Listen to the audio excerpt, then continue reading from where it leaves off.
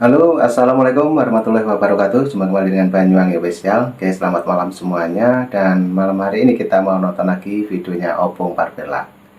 Oke, teman-teman, terima kasih yang sudah menonton di channel ini, yaitu Banyuwangi Official.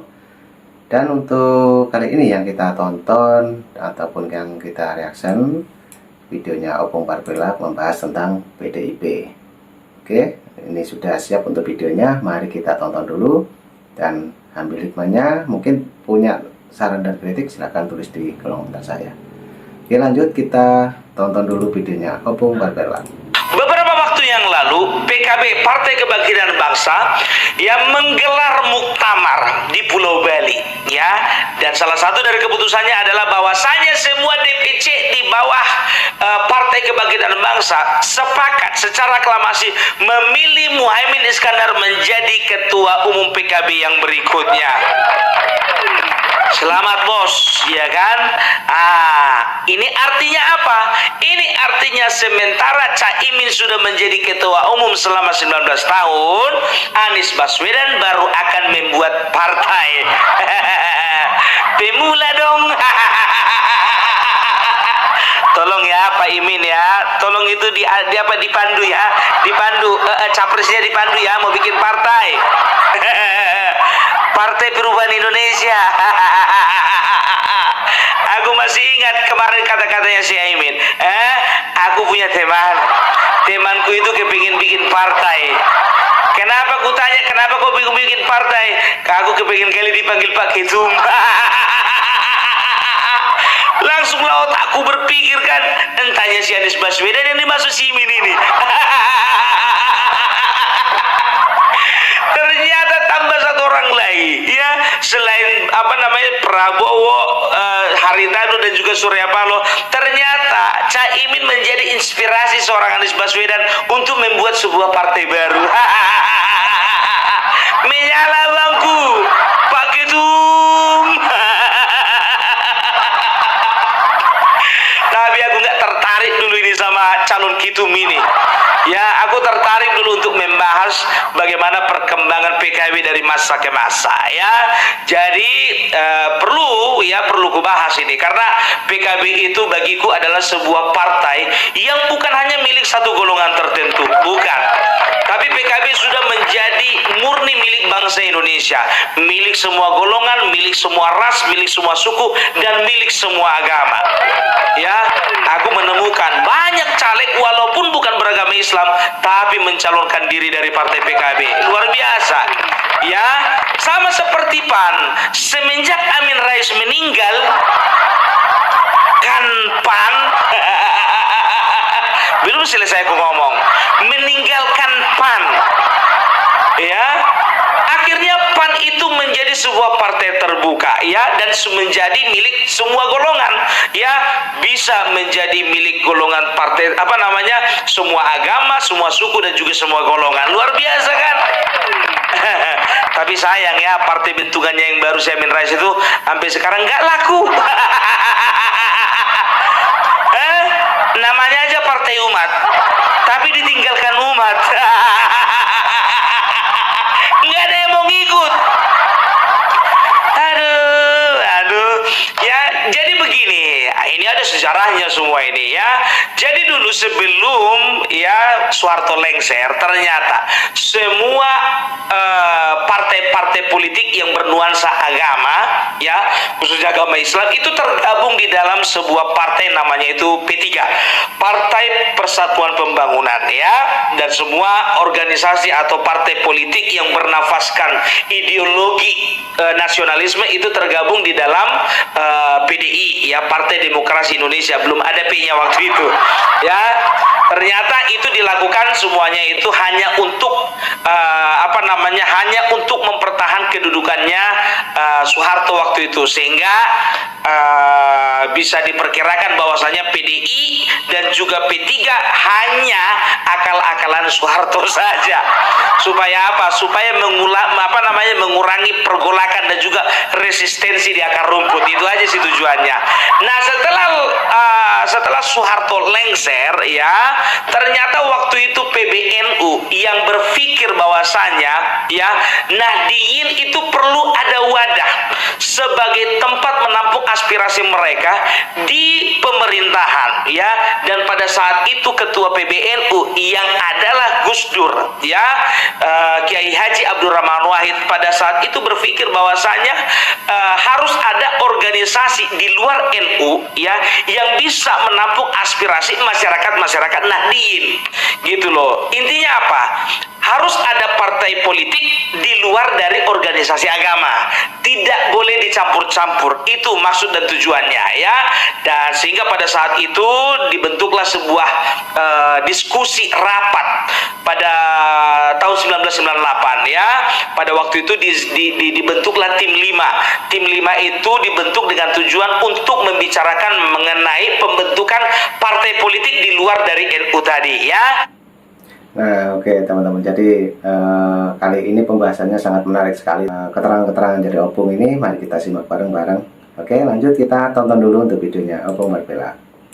Dan tim 5 itu diketuai oleh Kiai Haji Ma'ruf Amin yang adalah merupakan wakil presiden tahun 2019-2024 gitu. Jadi bukan tanpa alasan ya, namanya Joko Widodo mengambil Ma'ruf Amin menjadi menjadi wakil presiden karena ini adalah bentuk apresiasi yang terbesar kepada masyarakat NU. Itu dia ya. Jadi ya setelah dibentuk tim 5 ya tahun 98 tanggal 23 Juni 1998 terbentuklah Partai Kebangkitan Bangsa yang pada saat itu dinakodai atau dipilihlah ketua umumnya adalah Matori Abdul Jalil. Siapa sekjennya? Muhaimin Iskandar. Jadi jangan kalian bilang Muhaimin Iskandar itu tidak ada tidak ada andilnya di dalam terciptanya atau terlahirnya Partai Kebangkitan Bangsa. Salah besar itu. Banyak orang yang menyalahkan bahwasanya dia hanya mengkudeta PKB dari tangan Gus Dur ya. Itu urusan orang itu lah, itu gak urusanku itu ya. Gak mau terlalu dalam. Kalau aku bilang nanti aku orang NU gak percaya kalian kan.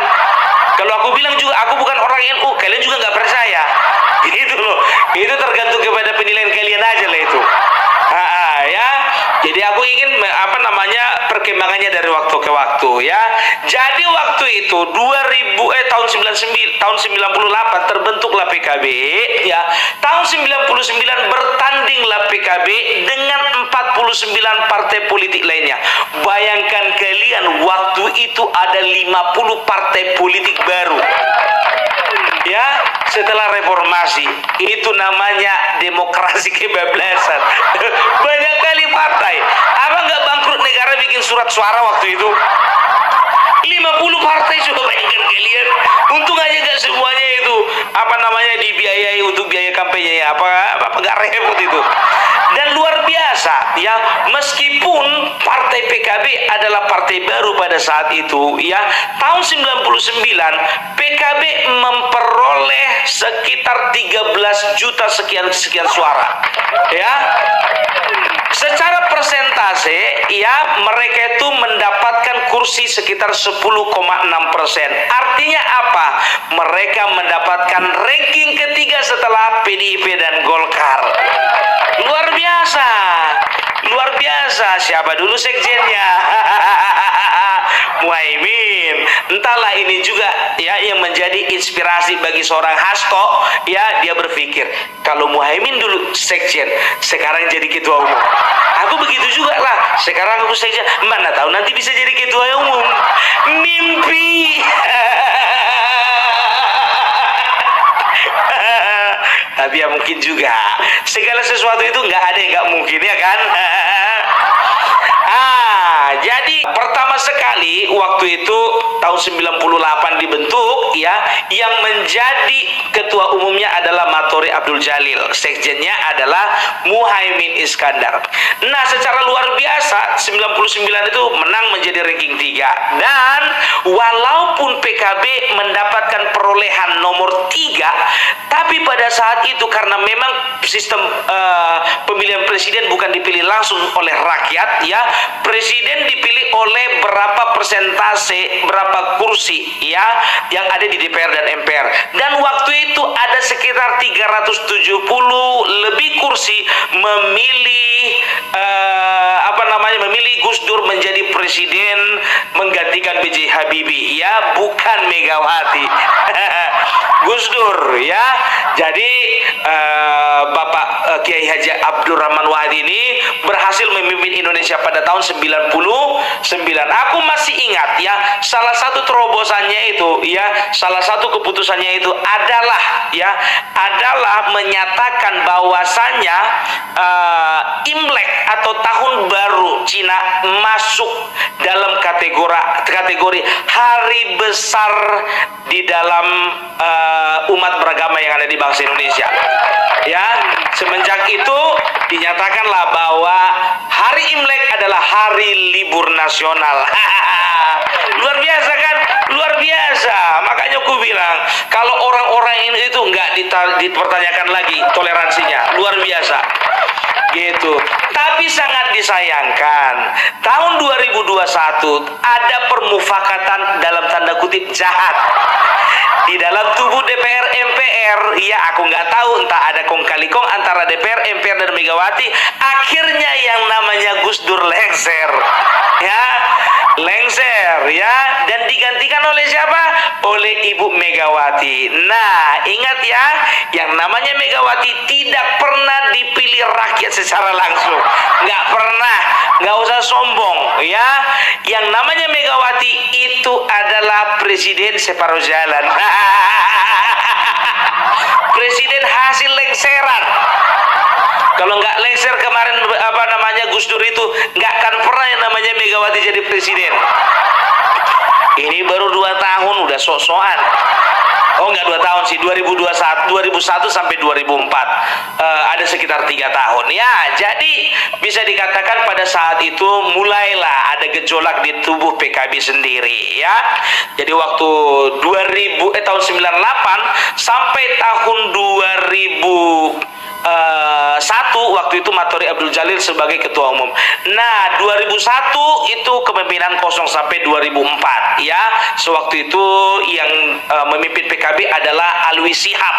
Aku kurang tahu waktu itu dia jadi ketua umum definitif atau hanya menjadi PLT atau PJS ya. Jadi waktu itu dipimpin oleh Alwi Shihab. Siapa Alwi Shihab? Alwi Shihab adalah adik kandung dari Quraish Shihab. Siapa Quraish Shihab? Quraish Shihab adalah mantan Menteri Agama pada zaman SBY. Siapa itu Quraish Shihab? Quraish Shihab adalah bapak kandungnya dari Najwa Shihab. Dan ternyata kita bisa tarik kesimpulan bahwasanya omnya Najwa Shihab pernah jadi ketua umum PKB. Ya, jadi aku nggak tahu entah kenapa ya, Najwa Shihab setahu kita keluarganya mulai dari bapaknya dan juga opungnya dulu adalah orang yang punya andil di dalam memajukan bangsa ini. Nggak tahu entah kenapa sekarang kok dia makin ke anis-anisan. Nggak tahu ya, entah itu cuma sensasi aja, nggak tahu juga kita, iya kan? Ya, itu dia. Oke, teman-teman, jadi pembahasannya sangat panjang sekali dan seperti kita tonton dulu. Mungkin teman-teman punya saran dan kritik silakan tulis di kolom komentar saya. Dan lanjut lagi, Opung ingin ngobrol lagi, kita play, lanjut. Tahun 2004 ya, ternyata Alwi Shihab selesai menjadi ketua umum. Nah, waktu itu dilakukanlah pemilihan ya. Ternyata 2005 ya dipilihlah Muhaimin Iskandar menjadi ketua umum PKB.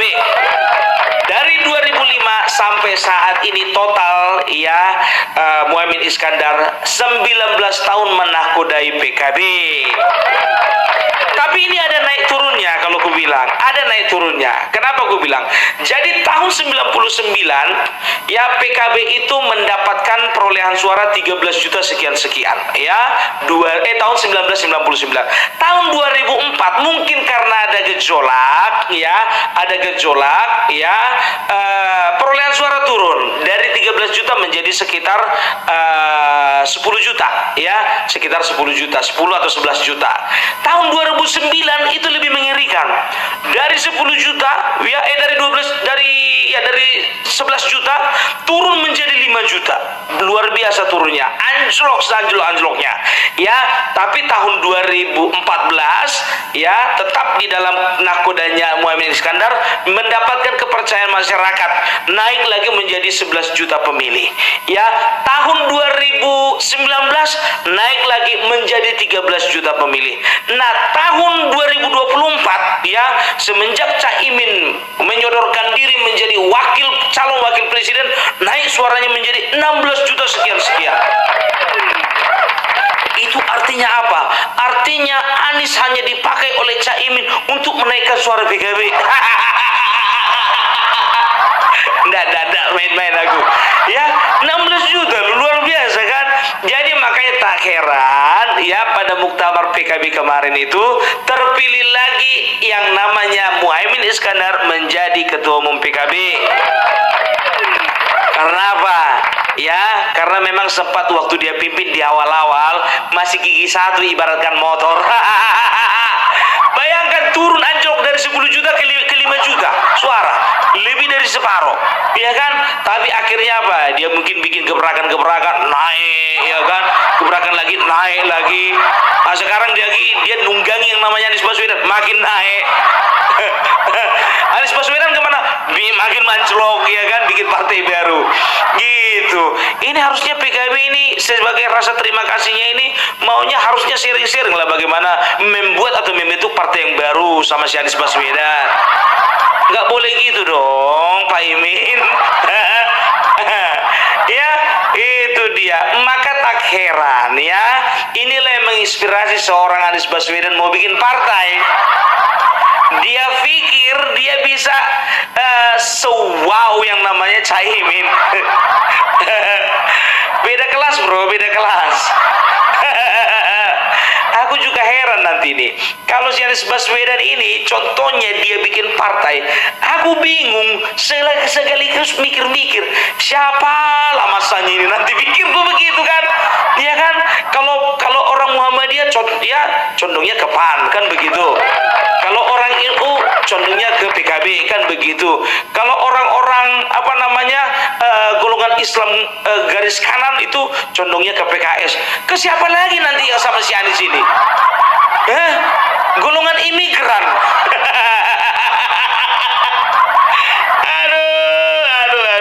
Aduh. Itu dia. Tapi kita berdoalah ya. Kami doakan supaya PKB ya, bukan partai si Anies ya, PKB. Aku mau berdoa dulu untuk PKB dulu ya, kami doakan supaya PKB dibawa ke kepemimpinannya Caimin, PKB boleh menjadi partai yang lebih lagi menjunjung tinggi nilai-nilai kemanusiaan, nilai-nilai demokrasi, nilai-nilai nasionalisme ya. Karena kami tahu bahwasanya PKB punya andil di dalam kebangkitan bangsa dan negara Indonesia. Kalau aku rasa sih cukup sih, nggak perlu partai baru ya kan? Nggak perlu sebetulnya partai baru. Untuk apa coba? Capek ya, dibikinlah ADART. Setelah ADART dibikinlah kepengurusan.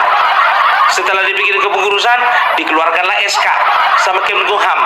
Katakanlah keluar ya kan, begitu mau mendaftarkan jadi partai peserta pemilu, nggak lolos verifikasi. Kasihan kan, sia-sia kan. Sedangkan partai umat ya, partai umat yang katanya milik Bapak Reformasi, katanya itu hampir nggak lolos verifikasi loh. Hampir nggak lolos. Nggak tahu entah kenapa bisa lolos itu. Aku berharap kemarin memang nggak lolos itu. Bisa lolos gitu loh ya. Tapi Tapi itu dia partai-partai yang lainnya, ya. Kurasa ya udahlah. Kalau ada keinginan kalian mau bikin partai, udahlah gabung aja sama partai terdahulu lah. Nggak ada partai A, partai B, nggak ada partai B ke C, nggak ada C ke sini gitu. Ibaratkan orang lebih bagus bikin daripada bikin usaha dari awal, lebih bagus beli franchise. Ketahuan untungnya, udah terkenal. Ya kan, kecuali ada kecualinya. Kecuali kalau kita itu seorang pengusaha kelas berat gitu loh. Contohnya Prabowo, Surya Paloh, Haritanu, ya kan? Kalau mereka contohnya bikin partai, wajar, uangnya bersera. Uangnya bersera. Gitu loh. Tapi kalau Anies katanya bikin partai, pesimis, aku jujur aja lah, pesimis. Cuma nomor rekening nggak ada, isi nggak ada. Iya, otomatis coba, iya kan, kayak kemarin itu kita terang-terangan aja lah, Partai Umat kemarin Amin Rais, minta-minta sumbangan kan, minta-minta dana kan, ya kan, daripada followernya kan, gitu. Kurasa itu gitu juga nanti tuh. Iya kan, nggak ada cara lain untuk untuk menyumbang dana gitu. Gimana kalau PKB, Nasdem, Gerindra yang lainnya kan udah jelas sudah ada dewannya. Bentar lagi ada menterinya di dalam pemerintahan. Jelas duitnya itu. Nah kalau Negoro, Umat, Partai Pembaruan Indonesia lagi, capek kalian, capek. Ya memang betul, kemerdekaan di dalam berserikat dan berkumpul itu dilindungi undang-undang. Betul itu, betul. Tapi capek. Oke lah dulu ya. Itulah dulu dari Opung Parpelak. Salam NKRI harga mati. Nah, oke teman-teman, videonya sudah habis. Setelah tadi Opung Parpelak membahas tentang Bapak Anies Baswedan juga, dan tadi juga ada keterangan-keterangan tentang partai-partai ya, yaitu seperti PDI, PKB, PKS, dan yang lain. Jadi Opung saat ini membahas tentang itu, dan mungkin teman-teman punya saran dan kritik, silahkan tulis di kolom komentar saya. Oke, terima kasih semuanya. Saya ucapkan dari Panjang Official, Assalamualaikum warahmatullahi wabarakatuh. Sampai jumpa di video saya selanjutnya. Terima kasih, thank you, bye.